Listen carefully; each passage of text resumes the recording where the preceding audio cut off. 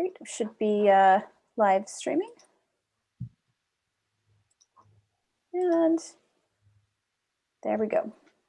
All right, well, this is Todd Moore. Let's call today's meeting of the OpenJS Foundation Board to order. It's June 25th, 2021. All right, welcome everyone. For today's meeting, we have present members of the OpenJS Foundation Board of Directors. We do have quorum. Thank you everyone for attending today. Here's our agenda. We're going to approve last meeting's minutes. We're going to get a certification update, a CPC update, a marketing update, and then a last minute update. Addition to the agenda is the standards working group update. Are there any other additions or corrections to today's agenda? Hearing none, we'll move to the next section, approval of the last meeting minutes. Resolved that the meetings of the April 23rd, 2021 public board meeting of the Board of Directors in the form attached as Exhibit 1 are hereby confirmed, approved, and adopted. Do I have a motion to approve? Motion to approve. Thank you, Michael. Do I hear a second? Second. Thank you, Sarah. All in favor? Aye. Aye. All Aye. opposed? And any abstentions?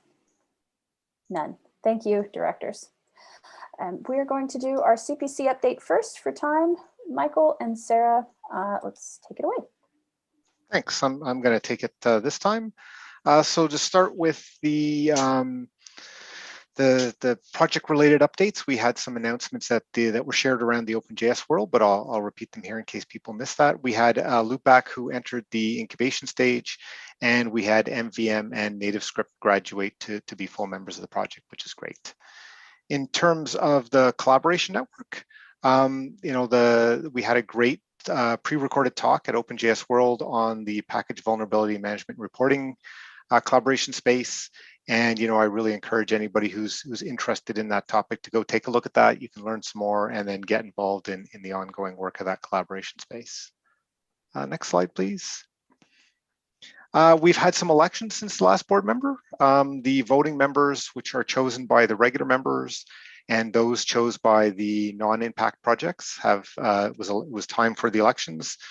Myself and Toby were re-elected in their previous positions, and Emily, who was one of the voting members chosen by the regular members, has actually moved over and was elected as one of the members, which is chosen by the non-impact projects.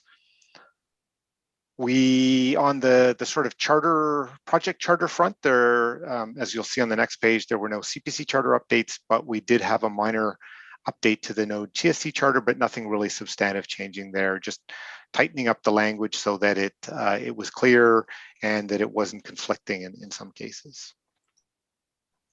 As I said, no changes to the CPC charter that didn't require anything to the board. Well, actually no changes at all, but we report here on ones that we changed because they were just changes in like typos or those kinds of things, and there weren't any of those this week. In terms of the ongoing work, there's been some great working sessions going on. We've now switched, if you remember, to have a working session every other week instead of a full regular meeting every week. So we alternate between the two. We've had some good sessions on the technical project strategy slash vision, and we're still working on that. The last session we had was on the community fund. We mentioned that we've moved from the travel, strictly having a travel fund that's managed by the CPC to having a community fund that could be used for other purposes. And we've started to just have the discussions on, what might be some of the potential programs, what would the scope be, and we're going to continue to work on that in the next working session. And then finally, just we've mentioned that in the past the COC and COCP reporting process, and we have a PR open, and that's going through the review process to get those changes landed. And that's all I had in terms of a CPC update. Of course, people are always welcome to come, to the meetings, get involved. These are just kind of the highlights of what's going on. Thank you, Michael. Are there any questions? Okay, moving us on to the next agenda item. Certification update. Yep. Hey y'all. Just a quick update on our certification, as we had been in discussions about a pricing increase. As you know, a decision was made to increase that to $375. We did announce that in May 1st. So you all will see some more communications leading up to that as well. And you all may remember that we had implemented a new an environment preview. It's sort of like an exam simulator for folks who are, not not quite comfortable with that VM Proctor experience. So we gave folks a little flavor of what that would look like. So we had a beta of that for the LF. And what's cool is this environment preview is going to be in all LF certifications. Work continues to get the training and certifications ready for new versions of Node. Those are in sandboxes, and that's happening. And we're keeping up with all of our content with Chinese translations. So thank you for our folks over in China who are helping with that. And still a lot of interest in our free training that we have. And also increasing interest in our corporate subscription service. So if you're interested, the Linux Foundation has a subscription service for some of the larger corporations, like I know IBM and Microsoft, for example. If you're an employee, you can tap into the learning services at your company and others. So if you have interest in that, please let us know. We'll help you out. Okay. Thank you, Robin. Are there any other questions or discussion on the certification exams? All right, moving us on to the next agenda item, JavaScriptlandia update. So fun. Kudos to Jory for launching this great website that's integrated with the Credly badging system at OpenJS World. I know there was a lot of interest from folks in real time. So Jory, you want to give a quick update? Sure. We've been really excited with the the adoption and the excitement around this project. We launched in December, of course. It was a very small launch. We just had one badge, and we're offering other benefits as well, other than badges, which shouldn't be discounted, like the newsletter and discounts on certification and other things which are planned for the future. But for OpenJS World, we launched a new website that gives everyone in the program their own page to display different badges they collect about our projects. So each of our OpenJS Foundation projects now has a fan badge. We also have an OpenJS World event badge. Of course, developers who have taken the certification training or taken the test can have their exam badges or training badges displayed there as well.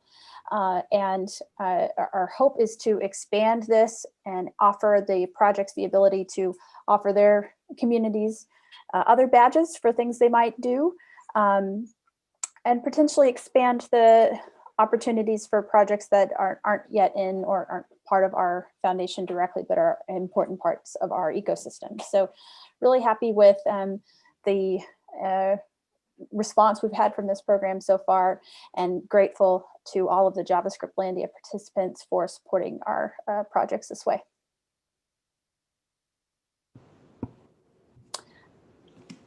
Are there any questions or additional commentary on the JavaScriptlandia update? Okay, hearing none. I will move us to the marketing update. Rachel, would you like to take this? Yes. So first and foremost, thanks to everybody who participated in our OpenJS World event. It was a great success. All of the sessions are still available on our YouTube channel. So if you weren't able to watch it when they posted, they are still there. They are all in playlists, and we invite you to take a look at those. Also, we just wanted to let you know that we do have dates for OpenJS World 2022. We will be in Austin, Texas on June 7th and 8th. So head over to the event site and you can sign up for updates there on, when registration opens and all of that stuff. So here are our blog metrics. We had a really great May. I think we can attribute that to all of the great content that we pushed out leading up to the event. You will see that there we did a special offer for folks who registered for the event.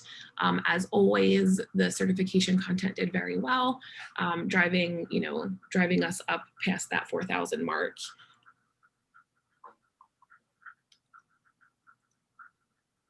And then since we did miss our May board meeting, I kind of condensed all of the website traffic into one slide.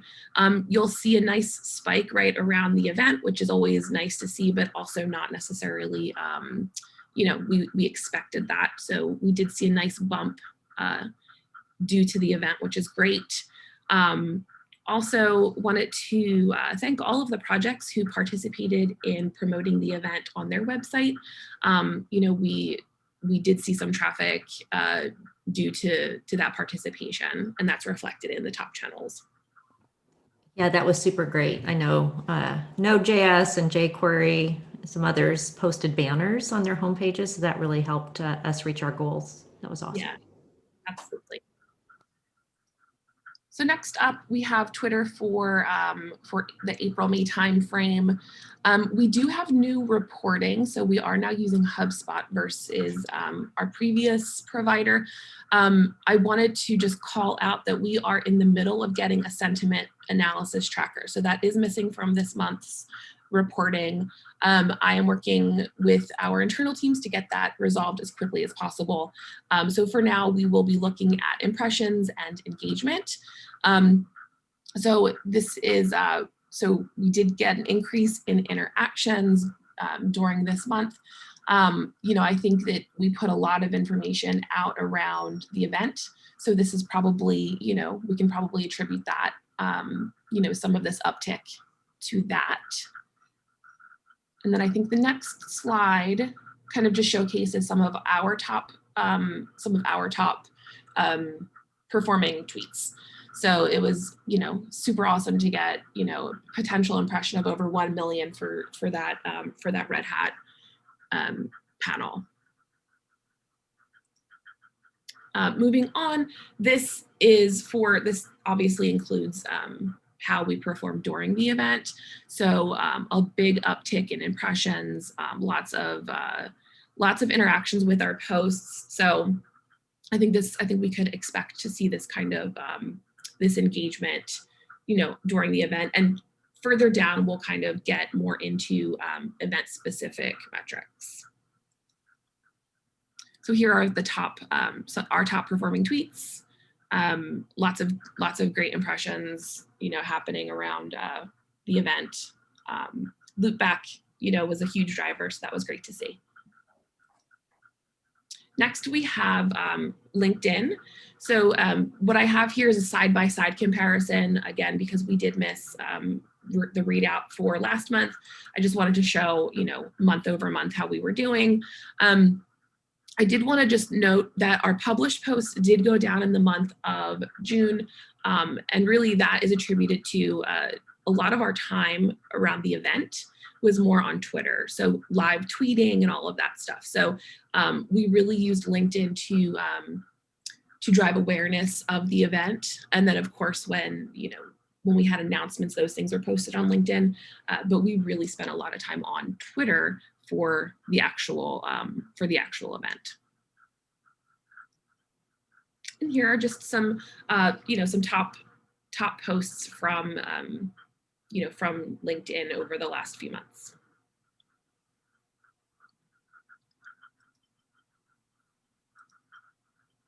And then finally, we do have YouTube. This is over the last 28 days. You'll see a giant spike, right around the event. So we will see actual day of metrics, but I did want to just share that, by putting all of that content on YouTube, we are really, folks are still watching that content, and we are still seeing sort of the long tail of people coming and watching those things. It's the top performer was our keynote live stream. It had, over 2,000 views. So, I think that's just super awesome to see that people are still kind of coming back and taking a look. We also got a nice pickup in our subscribers. Any questions before we jump into the actual, until we look at the event side of it?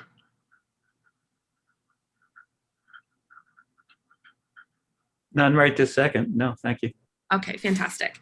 So we just wanted to share in the public session a little bit about how our event did from a marketing perspective. First and foremost, here are the overview of the demographics. We did have over 2,000 registrants from 114 countries, which is fantastic. And then again, just a little bit here around, who was attending the event. So very technical, which is always great to see. But Rachel, so registration was not required to attend the event. So you're saying 2,000 pre-registered and Correct. live that day. That's a very good point of clarification. So, so that we could remind people that it was happening, we wanted to make sure that we had a mechanism to get it on folks' calendars. So we did ask people to pre-register so that they could put things on their calendars and be aware of it. We had way more viewers than just this 2,000. So that's reflected in the next slide on our YouTube slide. So during that week, on the channel, we had over 7,000 views. So a lot of people were interacting with our OpenJS World content. And then as we saw in the 28 days, that's actually up to almost 13,000. So people are, still interacting with this content. During the live stream, we did have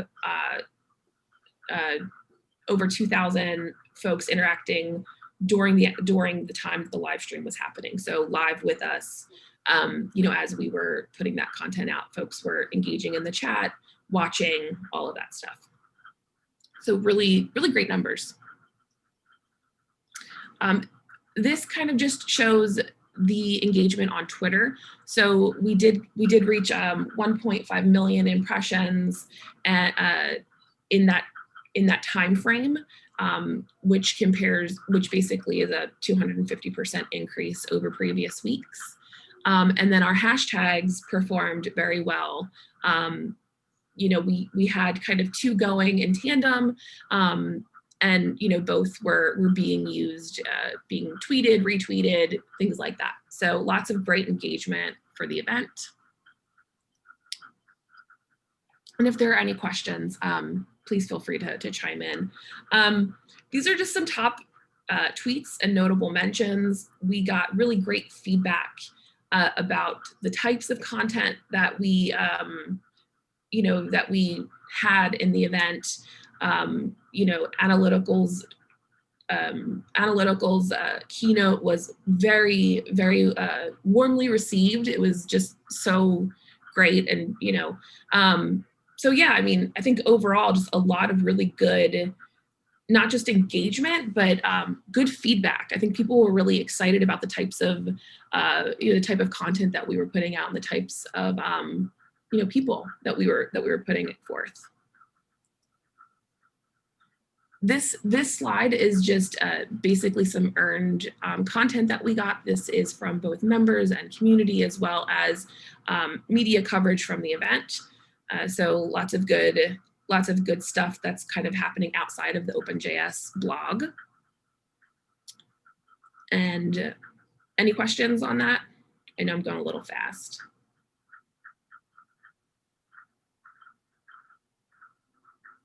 Okay. And then finally, our Slack and engagement. So for this year, instead of going with an event platform, we kind of went with a different approach using tools that our community was already familiar with.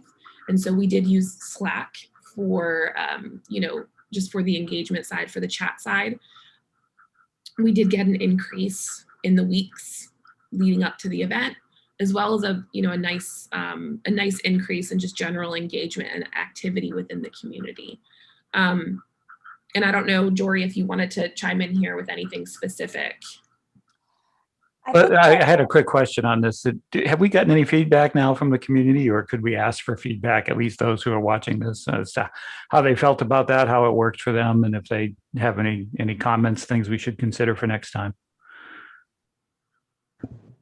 We did have a postmortem with the program committee, and we do have some feedback. I don't think we've opened it up widely, but I think that's a great idea. Yeah, we can put an event survey up on our Slack channels as well. For sure. Great, thank you. Mm-hmm. Definitely. The thing I'll add is here is that as always the Slack community is very welcoming, and so those who may be watching us today or should head on over to slack-invite.openjsf.org. I'm really thrilled and grateful to all the community there for all of the conversation and the news and the things they've been posting and the questions they were asking throughout the event.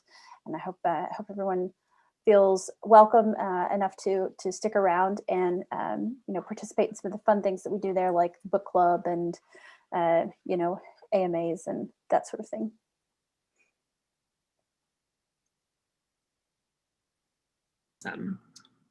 I believe that is the end of my slides. I think that's the end of the marketing piece. Yeah. You had mentioned we didn't have a sentiment measurement tool in place right now with we're switching tools, but we had moderators all teed up, and we were just so blown away by the positive nature of the conversations on Slack, Twitter, and everywhere. There was no code of conduct violations. Generally, even on YouTube, it was just really a positive experience. Yes. Any other questions or discussion on the marketing topic for today's agenda? Okay. Nope. All right, hearing none, we'll move us to our last agenda item, which was just added, which is an update on the activities of the Standards Working Group, which is a subcommittee of the CPC. As has been shared and reported, and certainly lots of the public sessions of the Standards Working Group, got a couple of 2021 priorities that we're really focusing on there. And the first one is to foster education and community learning to help people really understand and get comfortable onboarding into what we kind of affectionately call standards culture. The second priority is to help foster and strengthen that feedback loop between the community input that may come from our open source ecosystem to the specification and proposal development process. To achieve those priorities, we have a couple of different strategies that we are undertaking. One is the development of a learning resource website to be named with curated materials that are being offered by a number of different experts and people sort of sharing their favorite things that helped them along the way. We've also got some collaboration opportunities going with the W3C, specifically the Specification Editors Community Group, which is an open group. So if you're out there watching, you feel free to go check that out and join up. It's a group of people who are trying to improve materials for those who wish to become specification editors themselves. And then video Q&A series that with our Standards Working Group persons to help kind of foster content and field questions and gather more material possibly for that Learning Resource Center. And we're looking to track and measure the feedback requests that we're getting. And that's something we know that our community and the JavaScript community in general has had a huge impact on the web standards. We'd like to be able to report more directly on some of that impact that we're having. So kind of measuring that and tightening the feedback loop between our working group and our community members and the other TCs are clear goals. Also expectation setting and providing more support for those folks from our community who are going to be delegates to the web standards committees out there. the Learning Resource Center, we had really hoped to be able to launch as part of OpenJS World, but other things did take priority, so we didn't quite get that done. Our updated timing for this is late summer. As we said, looking for a name or a brand. So if you've got a very clever idea, please let me know. We're all ears. You can tell me in Slack. But if you're interested in getting involved with that effort, it's now at a new repository, which is under our foundation GitHub org under standards-ed-site. And there we're gathering resources. So do share anything that you've used in the past, any videos, tutorials, blogs, books, anything that you feel are helpful to understanding this space. And the other thing that we're developing is a kind of list of personas or kind of user stories, so that we're making sure that we're answering questions for real people, real developers who may want to know such things like, how do I read a spec? How do I report what I think might be a spec bug? That kind of thing. So I'm excited to get this off the ground and start sharing these materials and all of this collective knowledge with more developers. And last but not least, I'm going to give some highlights from within our community over the last month. Congratulations, Jordan, who's the NVM maintainer. Recently, this week actually, received the 2021 ECMA Special Recognition Award, which is much deserved for his work as an editor of ECMAScript spec for quite some time. Also, congratulations to Miles and Guy of the Node community, and of course many others as well, who participated in the development of the top level await proposal. This is now stage 4 at TC39, which means it's part of the spec now. Congratulations, Miles, Guy, and many others on that achievement. It takes quite a bit to get all the way to the top, and you did it. And last but not least, definitely not least, Tierney, we're so excited and proud of you for your advancement of the accessible object.prototype.has own property to stage 3. I think this is Tierney's first proposal, along with James Kyle, to make it. So congrats on that accomplishment as well. And we'll be reporting, of course, on other successes from the community as they happen in the future. In the meantime, if you are watching and you're interested in getting involved, please come start participating in the standards channel on Slack, or of course our bi-weekly meetings are on Tuesdays at 1 p.m. Eastern, and you are welcome. And that's it for the standards working group update. Great, thanks, Jory. I know all of those meetings that we mentioned from CPC and standards, they're on, you can add them to your calendar from our collaboration page on our website. Cool. I believe this brings us to the end of our agenda, unless there's any other business. Just thank our new members who joined. I think we may have missed that in the last month. We had some new members come in, Stream and Coinbase, Bloomberg, American Express is coming on board, Node Experts. So you'll see them featured on our blog. So welcome to OpenJS, if you're watching. Big welcome. All right, congratulations. Okay, I think that concludes today's public meeting of the OpenJS Foundation Board of Directors. Thank you all so much for attending, and thank you to those of you who dialed in to watch today and maybe watching at a later date. All right, let's call the meeting closed. Thank you. Thank you. Thanks, Robin. Everyone. All right.